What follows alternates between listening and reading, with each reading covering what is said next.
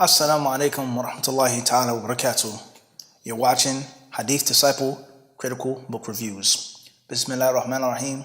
Alhamdulillah wa salatu wa salam ala Rasulillah. Amma ba'd.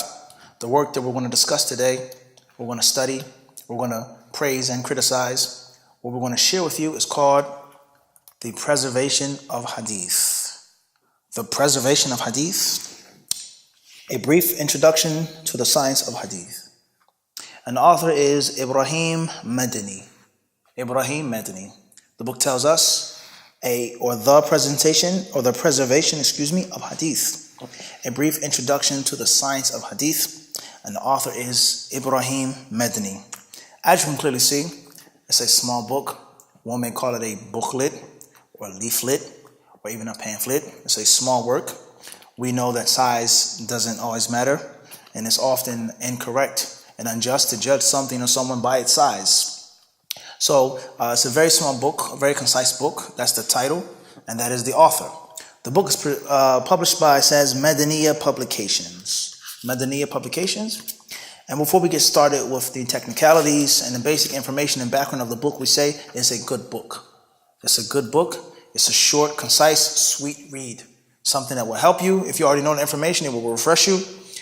Many Muslims, if not most of them, from the English-speaking crowd and audience, are often unaware of the pieces of information found in this book. So it's something that is an excellent pocket companion. It's an excellent primer. It's an excellent way of starting off and beginning your journey of the sciences of Hadith. Simple, easily digested.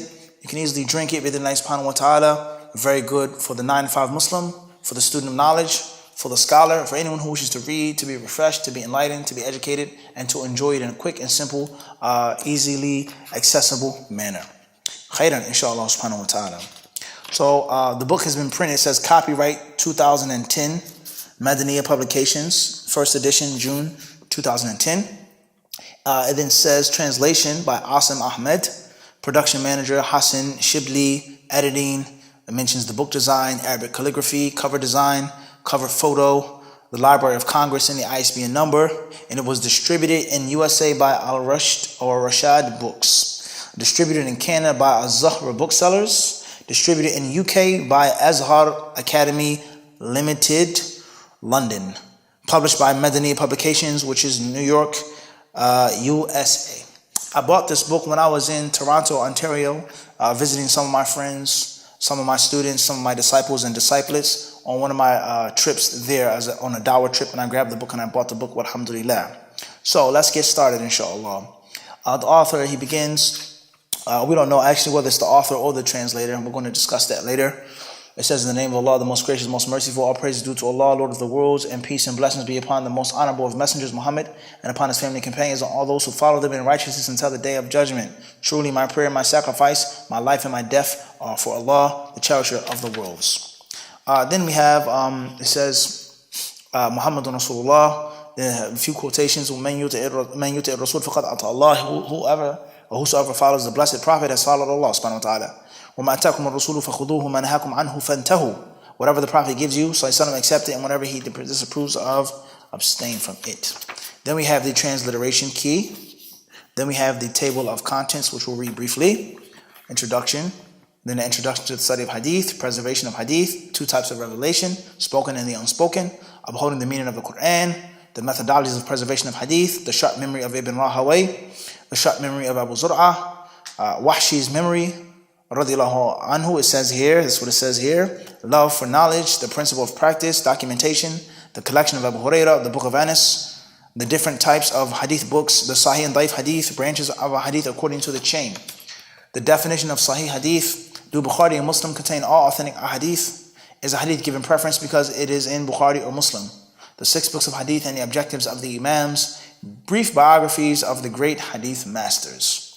Then it has an introduction in which it says, it is not possible in this day and age to comprehend the great sacrifices that were made by the Hadith masters, Muhaddithin, or the difficulties and barriers they struggle to overcome for the preservation of Hadith. It is a result of these sacrifices that today each word, in fact each letter of the Hadith are fully preserved. The rules of the Hadith masters established to preserve the Hadith and by which This branch of knowledge became a distinct science are necessary for one to learn and make headway into both the knowledge of hadith and principles of hadith, usul al-hadith. This short booklet is written to introduce the reader to the knowledge of hadith.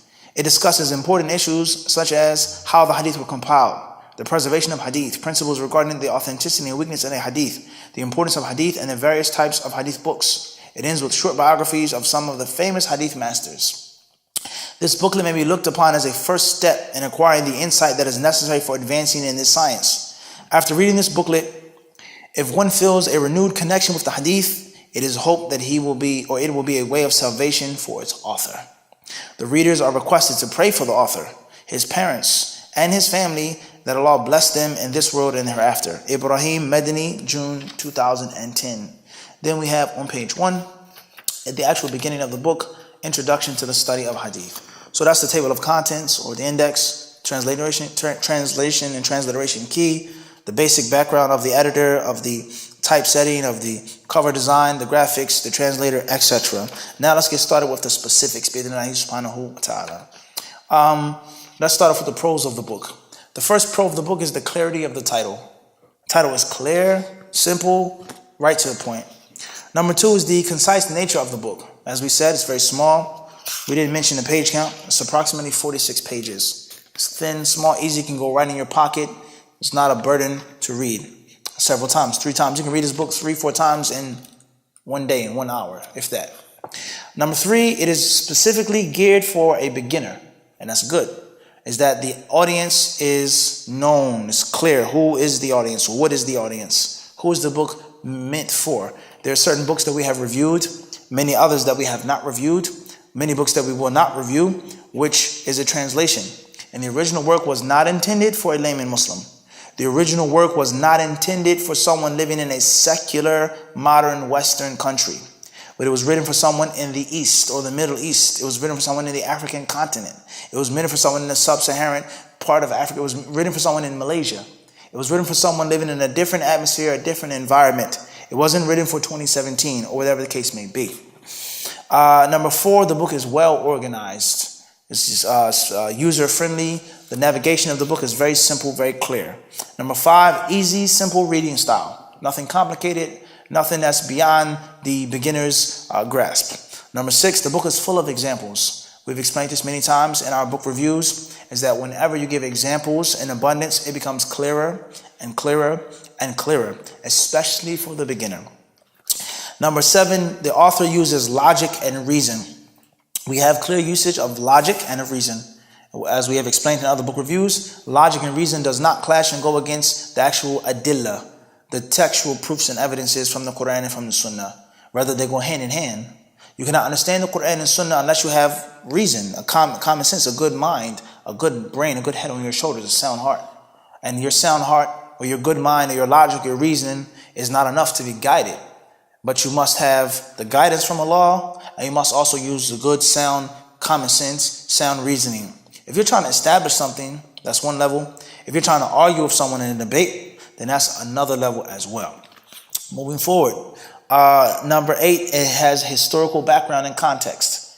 The hadith gives us certain pieces of history, certain verses from the Quran, certain hadith, certain statements, which is very important. As we've explained before, history and hadith go like brown and rice. Number 9, it includes brief but sufficient biographies of most, or it says many, prominent imams of the past. The book includes brief, small, but wholesome biographies of many of the important figures and personalities of the past with regards to the hadith masters. Number 10, the 10th pro of the book deals with Kutub al-Sitta, which is commonly known as the 6 mother books. Number 11, the author mentions interesting facts and side benefits, that which is known as al-lata'if, or one would say the subtleties of something that's subtle and sweet, that is not a main lesson or a main faida or main point from the story or from the hadith, from the chapter, but lata'if, interesting pieces of facts or interesting information, interesting facts. And this is good for anybody, especially for the lover, the one who loves the science, the one who's a hadith lover. He's reading these books. He doesn't just want the basic things. It's like a connoisseur, a collector. He doesn't just get the things that everybody knows about. He doesn't just know about the names and the titles, but this person actually studies and digs deep and knows the lataif, the subtleties. Khairan, inshallah. Before we get into the cons of the book, let's read the back of the book within Allah subhanahu wa ta'ala very briefly, which we should have done already. It says on the back of the book, the excerpt says here, like the Quran, the traditions and sayings of the Prophet Muhammad sallallahu alaihi wasallam, the Hadith, have been miraculously preserved for 14 centuries. It is important to recognize the long journey that the Hadith of the Blessed Prophet sallallahu alaihi wasallam have made through the passage of time, and how they have been protected against the perverting hands of distorters, corrupters, and mistake-prone narrators. It then says, how were the Hadith preserved throughout history? How did scholars ensure that the Hadith used for establishing Sharia are authentic? Who are the great scholars who devoted their lives to the preservation of Hadith? It then says, in this short treatise, the author, Sheikh Ibrahim Madani, has simplified much of the information found only in the larger texts on the science of Hadith. In addition, he highlights the authority of Hadith in Islam and how they were preserved. This book is an excellent start for those who wish to gain a basic understanding of this subject, but cannot invest the time or means to do so. Then it says, Sheikh Ibrahim Madani has taught Arabic, Islamic jurisprudence, Hadith, and Quranic exegesis for over 15 years. He is the author of the Essentials of Jumu'ah and the Book of Purification, as well as numerous articles and books relating to topics of fiqh. Since completing his studies of traditional Islamic sciences in the United Kingdom, he has helped establish several Islamic schools and institutions dedicated to preserving and transmitting authentic Islamic scholarship in North America. Sheikh Ibrahim regularly lectures at colleges, churches, and mosques on the Islamic sciences, as well as on strengthening our relationship with Allah subhanahu wa ta'ala. His lectures can be downloaded free from www.madaniya.org. Very clear, very beneficial, clear excerpt on the back of the book, obviously. No one is going to reject that excerpt except for someone who wants to reject it. It says here, cons of the book. Number 1, no information on the authored work. We have a little information on the author, but what is the original book? We have here the translator, very briefly, very vaguely. It says what? Translation is Asim Ahmed, which we won't get to. That's another con by itself. But what book did he translate? What is the name of the book in Arabic? What print did he use? Was it printed in Kuwait? Was it printed in the UK? Where did the book come from? What year was it printed in? How big is the book? What were his methods in the translation? We have nothing. We know nothing about the original source in Arabic. That's a major con. Moving forward. No information on the translator. No information on the what? On the translator. Who is Asim Ahmed? Did he study English, Arabic, Medina, Pakistan, South Africa? We don't know. His accuracy of translation, his skills, his talents, we don't know. Number 4, inaccurate Arabic icons. Oftentimes, after someone's name who isn't a Sahabi, it's radiyallahu anhum. Not even anhu, but anhum. And it's one person that's not even a Sahabi. That's a problem. It should say radiyallahu anhu, radiyallahu anha, radiyallahu anhuma, but say radiyallahu anhum, or even may say sallallahu alayhi wa sallam. That's a major problem and a great deal of sloppiness. The next con of the book, the author mentions controversial issues without any citation. He mentions things which are controversial, and he doesn't give any footnote, even though the book is meant to be simple, but just gives some type of citation which someone can read further on the topic. The next con, I believe, is the 5th con of the book, inconsistency in quoting sources throughout the book. Sometimes he quotes the source, he citates, and sometimes he doesn't. And it has to be consistent, or should be a consistent theme. Number 6, lack of scientific arrangement when mentioning the brief biographies of the Imams of Hadith. There are 2 main ways that you're going to do, 2 schools. The first is through history. You're going to start off with a chronological method. You mentioned the Imam of the 2nd century before the Imam in the 3rd century, 4th and 5th, wahakada. You do it chronologically. And the second main school of thought is that you do it based off of the virtue. This Imam is famous and well known. An example of this, Imam Ahmed, who died 241. We'll mention him, before someone such as, let's say, Yahya ibn Sa'id al-Qattan of the 2nd century, who was the teacher of Imam Ahmed, who was greater than Imam Ahmed, had more ilm than Imam Ahmed in ilm al-rijal, ilm al-hadith, and ilm and things like this. But Ahmed is clearly more famous. Ahmed is clearly more virtuous, meaning he did other things. He defended the Aqidah, he suffered, he stood up to the wicked innovators, he stood in the face of the government, he was tortured, he was punished, he was banished, he was a major Zahid. So even though he's after the first, or the second one, he came first, he's more virtuous. As far as just mixing, not the death, not the birth, not the virtue, then we consider that to be unscientific. Con number 7, lack of consistency in quoting the text of hadith in Arabic. Some hadiths are quoted in Arabic, others are just translated in English. If you're going to do something in a scientific book, it should remain on one basic theme. The 8th con, I believe, is lack of diacritical marks on quoted hadiths. The tashkil, the vowels, all right, which will help the reader, let alone a beginner. So if the book is made and geared specifically for a beginner, there lies no doubt every single letter should have the vowel sound, the sukoon. There's no doubt about that.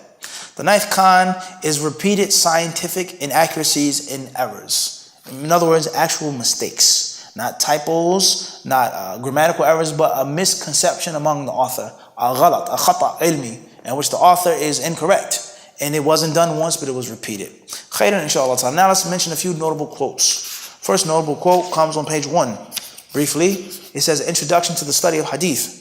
The way our love for our parents is understood by realization of the sacrifices they made for us. Likewise, our realization of how hadith were preserved, their authority in Islam, and the work and sacrifices of the hadith masters in the science of hadith helps increase our love and adoration for our predecessors. In addition, we will appreciate the true value of hadith and be more scrupulous before judging a weak hadith. Beautiful speech. You love your parents, why? Because they did things for you.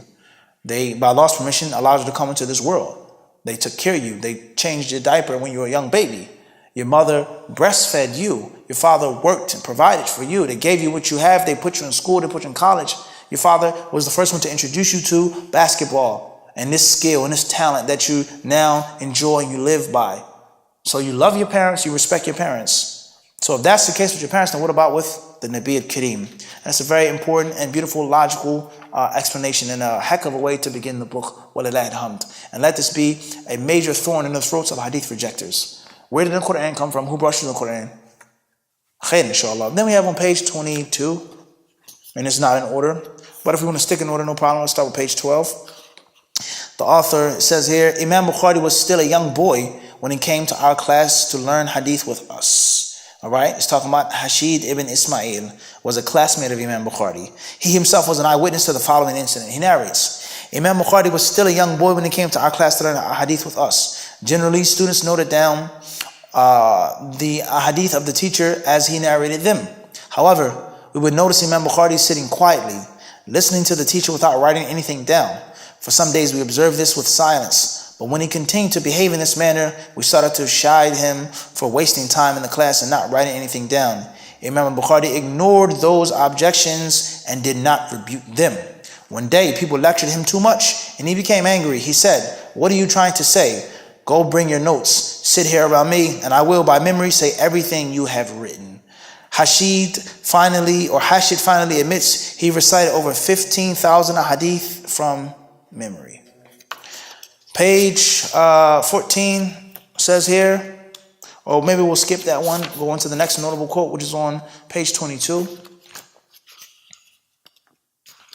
The first Jami' ever written was called Jami' Mu'ammar, and that's a mistake as well. I don't know what's from the translator or whether it's in the original Arabic. That's a khata, like we said, inaccuracies. It's supposed to be Jami' Ma'mar and not Mu'ammar. His name is not pronounced Mu'ammar, but it's Ma'mar. It says Jami' Mu'ammar ibn Rashid. Mu'ammar, and then it says, repeats it again. He repeats the same mistake again, proving that the first mistake was not a typo. But the translator or the author, we don't know. One con leads to another con. What's important is that it shows us is that, let's just blame it on the translator, which is unjust. We don't know where it's from. In Arabic, it may say Mu'ammar, and he may have translated as he read it in Arabic. But let's say hypothetically it's the translator's fault. So the first one was a typo or the editor's fault. But the second time is repeated the third time, proving that the person, the translator or the editor, actually believes that his name is Mu'ammar and not Ma'mar. Moving forward, because this is a notable quote, we're done with the cons. It says, was a close student of Imam Zuhri. This book came out in the 1st century and is now unavailable.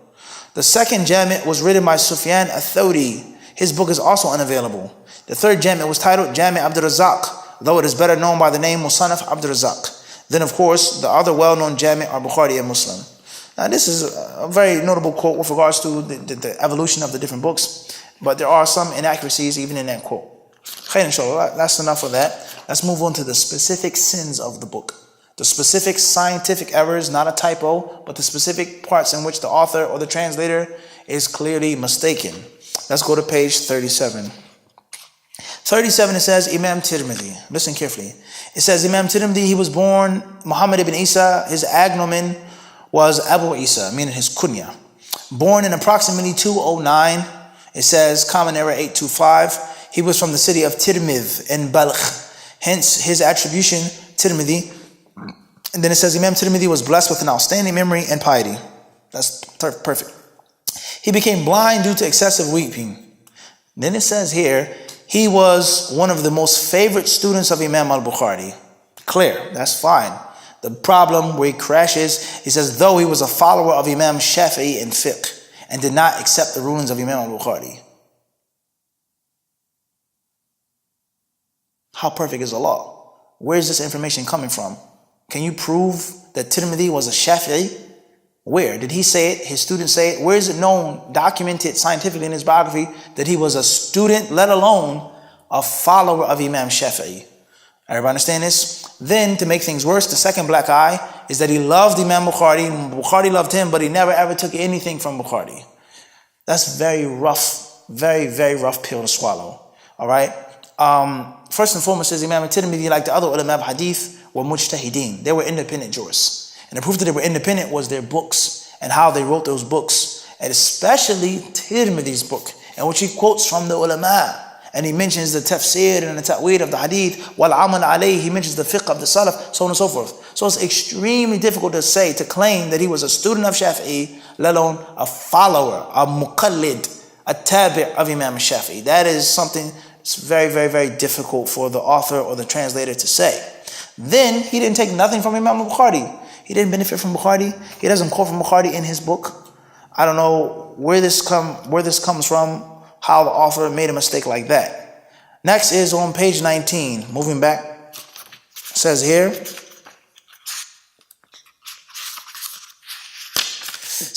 the difference between the recording of a hadith in the time of the Blessed Prophet ﷺ and those written after he passed away was not that everyone was allowed to note down the hadith in his lifetime.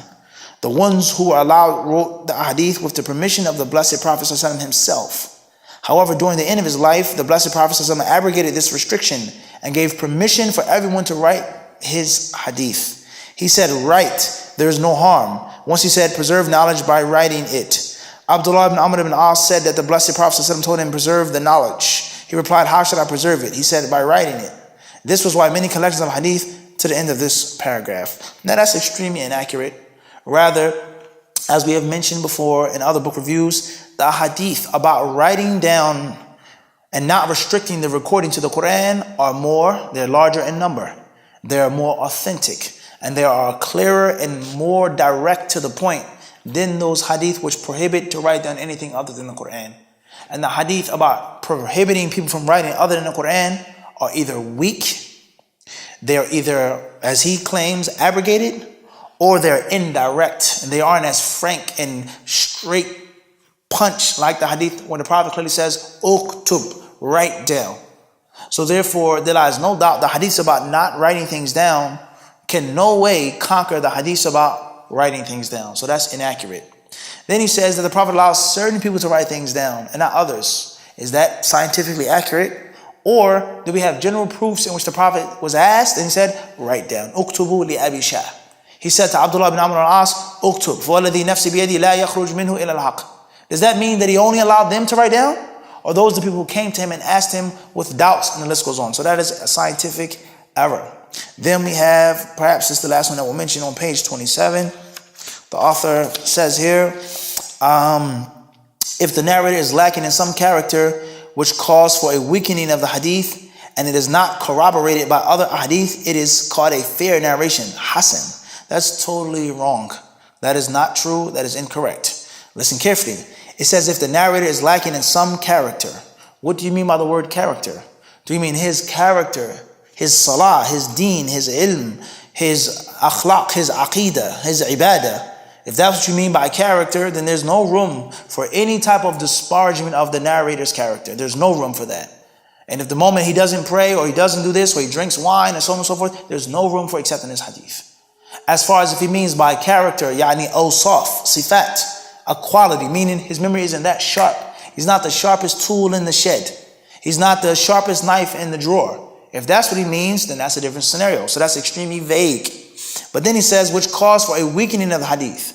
So the hadith is weak. What do you mean by weakening? Relatively weaker than that which is more authentic, or the actual weakening of it? In other words, a necessary staple condition of an accepted hadith. So this is a bunch of jumbling right here. It then says, and is not corroborated. There's another narrator, someone who didn't report what he reported and corroborated his report, then it is called fair.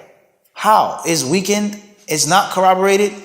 Where is the condition that a narrator who's weak or a narrator who has a character that's lacking has to be corroborated? It's a problem. And even when there is someone who is weak or weakened and is corroborated with, someone corroborates him, it does not mean that it becomes hasan. It does not mean that scientifically. Obviously, some of these issues are a bit advanced. Some of these issues with the explanation that we're making are still confusing, let alone for a beginner. But we're taking them to court based off of the science. So that's wrong. That is incorrect. Khairan, inshallah ta'ala. That's all we'll mention with regards to the pros, the cons, the notable quotes, the specific sins of the book. At the end, we give the author 3.5 quills out of 5. Have 1 quill, 2 quill, 3 quills, and half of a quill. If you get an opportunity to pick up the book, The Preservation of Hadith, A Brief Introduction to the Science of Hadith by Ibrahim Madani, inshallah ta'ala, make sure you buy it, idhni ta'ala, put it in your pocket, read it, benefit from it. You have most of the things that need further investigation that we've mentioned. If not, inshallah, the rest of the book is safe and is sound, it's beneficial. May Allah reward you well for listening, for watching. Allah Azza wa Jalla is the one we ask to protect us all.